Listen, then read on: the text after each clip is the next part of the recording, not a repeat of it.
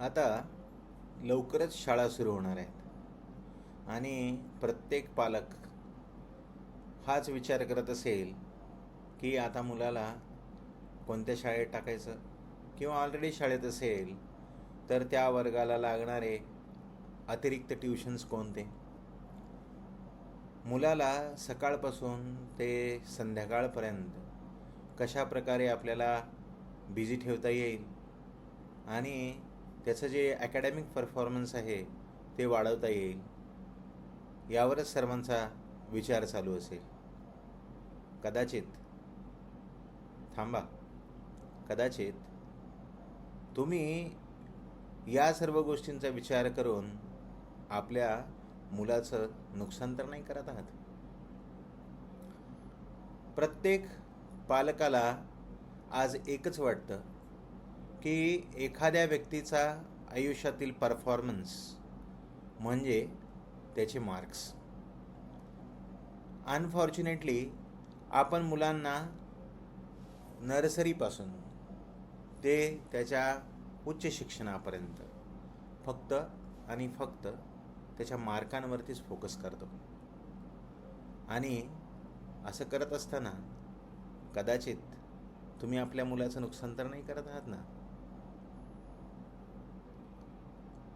आज आपण या व्हिडिओमध्ये पाहूया की अभ्यासासोबतच मुलांना खेळणे किती आवश्यक आहे. मी डॉक्टर संतोष मद्रेवार. आज मी तुम्हाला सांगणार आहे की मुलांना जी फिजिकल ॲक्टिव्हिटी आहे ती कशी महत्त्वाची आहे, खेळणं किती महत्त्वाचं आहे, आणि या खेळण्याने मुलाचा कशा प्रकारे शारीरिक विकास होतो, कसा बौद्धिक विकास होतो आणि कसा सामाजिक विकास होतो. मुलांनी किती खेळलं पाहिजे आणि काय खेळलं पाहिजे. तर आज माझ्यासोबत शेवटपर्यंत राहा आणि जाणून घ्या आपल्या मुलाचं भविष्य हे खरं कशामध्ये आहे. तर पाहूया की आज आपण पाहतोय की प्रत्येक पालक मुलाच्या एकच करिअरकडं म्हणजे त्याच्या अभ्यासाकडं फोकस असतो. मुलगा जसा काय नर्सरीमध्ये गेला तेव्हापासून त्याला एकच वाटत असतं की माझं बाळ हे मार्क घेतलं म्हणजे ते हुशार आहे. मी तुम्हाला एक उदाहरण देऊ इच्छितो. जो मासा आहे तो पाण्यामध्ये पोहण्यात तरबेज असतो, पण जर त्या माशाला आपण झाडावर चढण्याच्या कॉम्पिटिशनमध्ये टाकलं तर काय होतो, पास होईल का?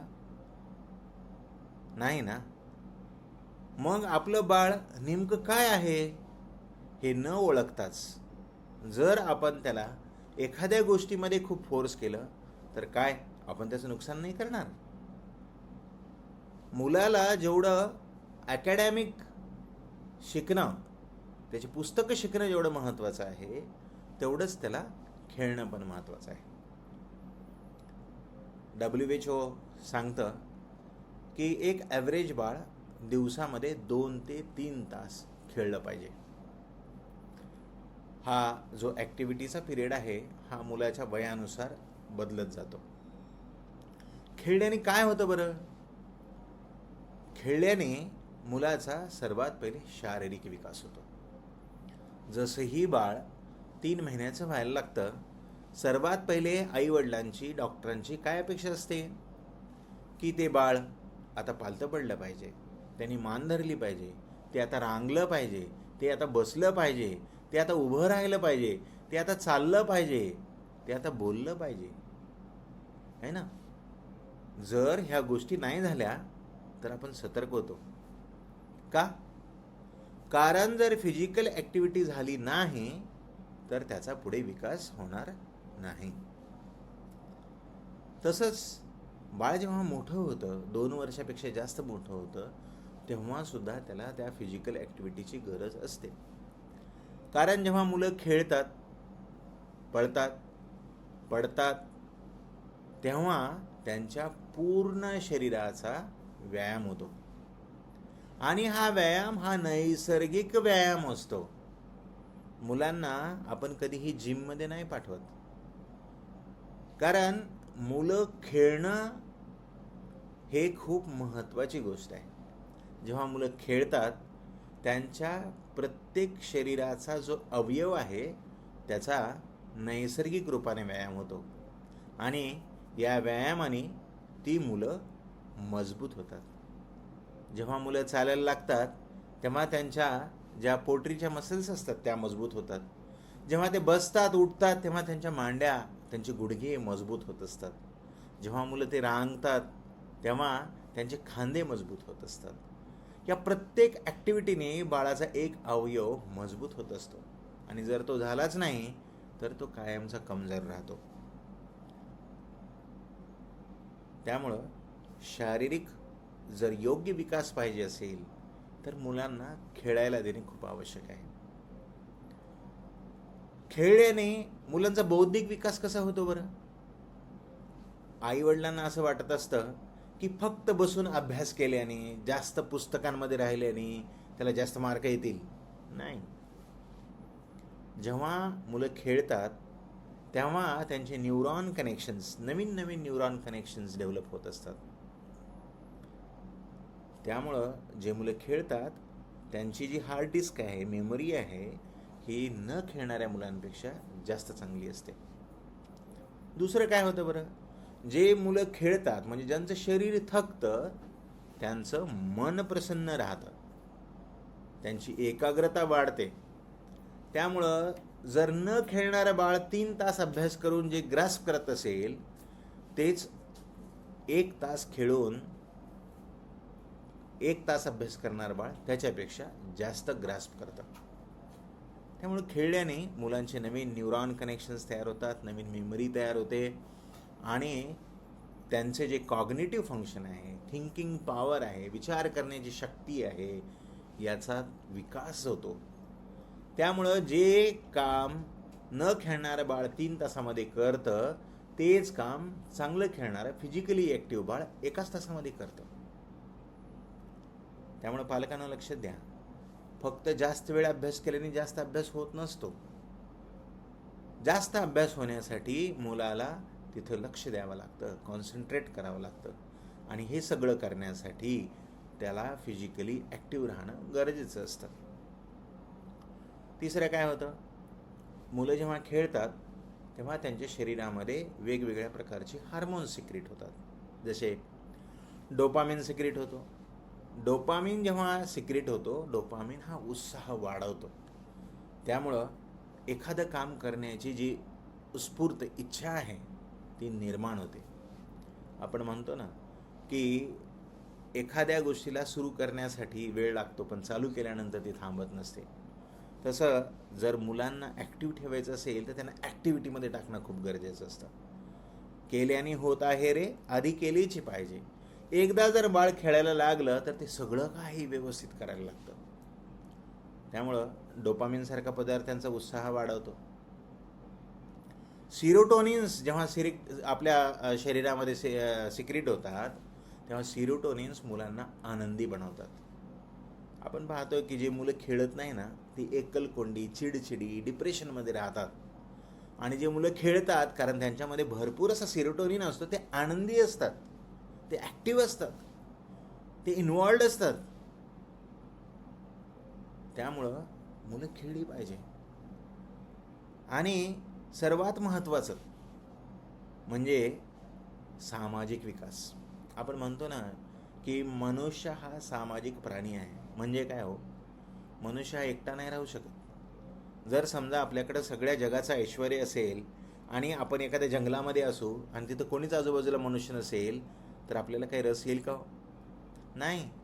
आपल्याला नातेसंबंधी लागतात, मित्र लागतात, परिवार लागतो, समाज लागतो, देश लागतो, तेव्हा आपण आनंदाने जगू शकतो. आणि मनुष्याच्या आयुष्यामध्ये अशा प्रकारचे सर्व लोक येण्यासाठी त्याचा तसा स्वभाव असणे गरजेचं आहे. जेव्हा मुलं खेळतात तेव्हा त्यांच्यामध्ये एक संघवृत्ती निर्माण होते. संघवृत्ती म्हणजे चार चौघांना सोबत घेऊन राहण्याची, पुढे जाण्याची वृत्ती. मुलं जेव्हा खेळतात तेव्हा एका कॉमन गोलला अचीव करण्यासाठी एकत्रित प्रयत्न करतात. त्यामुळं खेळल्याने मुलांची एक जी संघवृत्ती, एक जे टीम स्पिरिट आहे ते जागृत होतं. खेळल्याने मुलं आउटवर्ड होतात, ते जगाशी ओपन होतात, एकमेकांना बोलतात, संवाद साधतात आणि त्यांचं जे सामाजिक कनेक्शन्स आहेत ते नक्कीच सुधारतात. जेव्हा मुलं खेळत असतात तेव्हा खेळण्यामध्ये भरपूर असं प्लॅनिंग लागतं, स्ट्रॅटर्जीज कराव्या लागतात. गेम जिंकण्यासाठी ते जे काही प्लॅन करतात या सगळ्या प्लॅननी त्यांचं जे येणारं आयुष्य आहे हे सुद्धा घडविण्याची त्यांना एक सवय लागते. त्यांना हे समजत असतं की आयुष्य कसं जगायचं असतं. खेळ म्हणजे हार आणि जीत दोन्ही एकत्र आली. जेव्हा मुलगा जर फक्त अभ्यास करत असेल आणि अभ्यास करून हमेशा पहिला नंबर येत असेल तर ही धोक्याची घंटा आहे पालकांना. जर बाळ फक्त अभ्यास करतंय, पहिला नंबर येत आहे, त्याचा कधीच दुसरा नंबर पण नाही आला आहे, तर समजून घ्या एखाद्या दिवशी जेव्हा तो हारेल, त्याचा दुसरा नंबर येईल, तेव्हा तो डिप्रेशनमध्ये जाईल. अशीच मुलं पुढे चालून आत्महत्या वगैरे करतात. त्यामुळं मुलं जेव्हा खेळतात त्यांना हार आणि जीत समजते. कधी ते हारतात, कधी ते जिंकतात. त्यांना स्वतःचा जो विजय आहे तो सेलिब्रेट करणे ते शिकतात. जेव्हा ते हारतात तेव्हा आपण का हारलो हे समजणे ते शिकतात आणि अशा प्रकारे ते चांगलं जीवन जगू शकतात. कारण जीवनामध्ये हार आणि जीत ही तर चालतच असणार आहे. प्रत्येक वेळेसच आपण जिंकू असं नाही ना. त्यामुळं मुलांना खेळू द्या. खेळल्याने मुलांचा शारीरिक, बौद्धिक आणि सामाजिक विकास होतो. आता तुम्ही म्हणाल की खेळू द्या म्हणजे किती खेळू द्यावं? जी मुलं 2 वर्षाच्या आतमधली आहेत त्यांनी दिवसातून 5 ते 6 तास खेळलं, बागडलं, पळलं पाहिजे, ॲक्टिव्ह राहिलं पाहिजे. ती मुलं कितीही खेळली, कितीही बागडली, कितीही पळाली, पळू द्या. त्यांचं शरीर अधिकच मजबूत होणार आहे. जी मुलं 2 ते 5 वर्ष वयोगटातली आहेत त्यांनी कमीत कमी 3 तास रोज खेळलं पाहिजे आणि त्यांना खेळवण्याची जबाबदारी ही पालकांची आहे. तुम्ही म्हणाल की खेळणार कुठं, जाणार कुठं, कोणी आमच्यासोबत लहान मुलंच नाही आहेत. जेव्हा आपण आपल्या मुलाला जन्म घातलाय तेव्हा त्याला सर्व गोष्टी प्रोव्हाइड करण्याची जबाबदारी पण आपलीच आहे. पालकांनी वेळ काढून, आई किंवा वडील किंवा आजोबा आजी यांनी वेळ काढून मुलाला बागेत घेऊन जा, है ना, सोसायटीमध्ये कुठं ग्राउंड वगैरे असेल तिथे घेऊन जा आणि त्याला मोकळ्या हवेमध्ये खेळू द्या, बागडू द्या. जे बाळ 5 ते 15 वर्ष वयोगटातील आहे त्यांनी कमीत कमी 1 ते 2 तास रोज खेळलं पाहिजे. तुम्ही म्हणाल त्याची 8वी आहे, त्याची 10वी आहे, त्याची 12वी आहे, काहीही असो, त्यांनी रोज कमीत कमी 1 ते 2 तास खेळलं पाहिजे. जेव्हा बाळ खेळतं तेव्हाच त्याचा खऱ्या अर्थाने सर्वांगीण विकास होतो. त्यामुळं बघा, त्याचा शेड्यूल बनवत असताना त्याचा शेड्यूल असा बनवू नका की तुम्ही त्याचं बालपणच हरवून घ्याल. अहो, मुलं खेळणार नाही तर कोण खेळणार? आपण खेळणार. आज जर आपण खेळायला गेलो तर काय होईल? हात मोडेल, पाय तुटेल, BP वाढेल, काहीतरी नुकसान होईल. लहान वय हे खेळण्यासाठी असतं. जी मुलं खेळतात ती मुलं आनंदी राहतात. त्यामुळं मुलांचं बालपण हरवून घेऊ नका, त्यांचा आनंद हरवून घेऊ नका. त्यांना खेळू द्या, त्यांना बागडू द्या, त्यांचा सर्वांगीण विकास होऊ द्या. तुम्ही म्हणाल की आजकाल आम्ही दूर सोसायटींमध्ये राहतो, गावाच्या बाहेर राहतो, काय खेळणार हो? खेळाचे वेगवेगळे प्रकार असतात, है ना. जे मुलं 4 आपल्या सोसायटीमधली, गल्लीतली 4 मुलं एकत्रित करा आणि त्यांना आपण जे लहानपणी खेळ खेळायचो ना ते खेळ त्यांना इंट्रोड्यूस करा. सिम्पल फ्री गेम्स जसे लपाछपी खेळणे, धावपळ करणे, पकडापकडी खेळणे, है ना, लिंगोरच्या खेळणे, हे जे गेम्स आहेत याच्यासाठी काही फार मोठं ऑर्गनायझेशन लागत नाही, खूप महागडी इक्विपमेंट्स लागत नाहीत आणि खूप जास्त मोठी टीम पण नाही लागत. तुम्ही गल्लीतले 5-10 मुलं जमा करा आणि त्यांना खेळण्यास सुरुवात करा. जर ग्राउंड असेल तर फुटबॉल आणा, मुलांना फुटबॉल खेळायला शिकवा, क्रिकेट खेळायला शिकवा, त्यांना कबड्डी खेळायला शिकवा, खो खो खेळायला शिकवा. शाळेमध्ये जर मुलं जात असतील तर शाळेला ग्राउंड आहे की नाही ते चेक करा.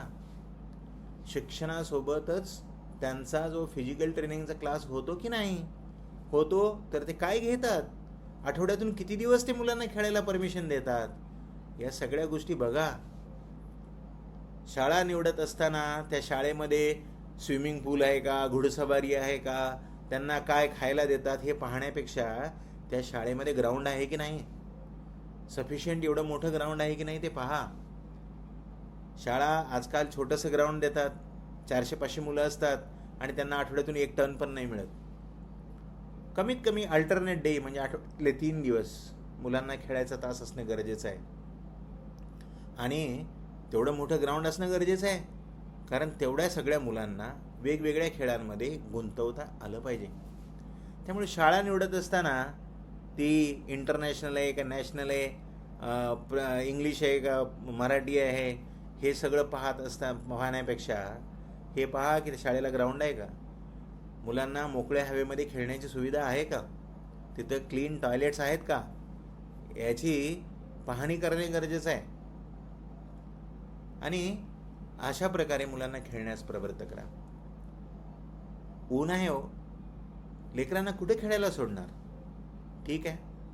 अशा वेळेस घरामध्येच कॅरम बोर्ड असतो, चेस असतो, बुद्धिबळ है ना. आपण जे लहानपणी चंपुली वगैरे खेळायचो, हे सगळे खेळ घरामध्ये खेळले जाऊ शकतात. गोल गोल रिंगण करून लंगडी खेळल्या जाऊ शकते. अहो, खेळण्यासाठी काही फार मोठी सुविधा नाही लागत. मुलांना आपण घरामध्येच खेळण्यासाठी अनेक वस्तू निर्माण करून देऊ शकतो.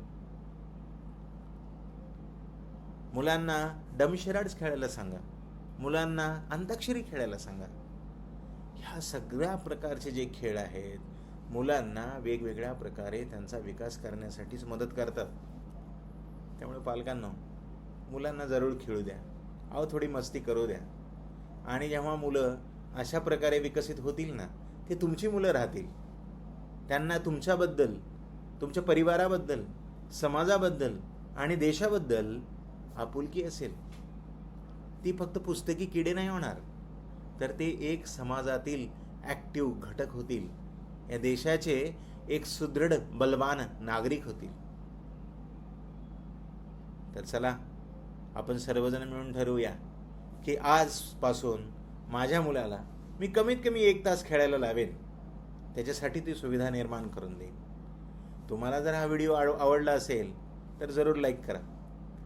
ज्या मुलांना खेळणं आवश्यक आहे अशा पालकांना नक्की फॉरवर्ड करा.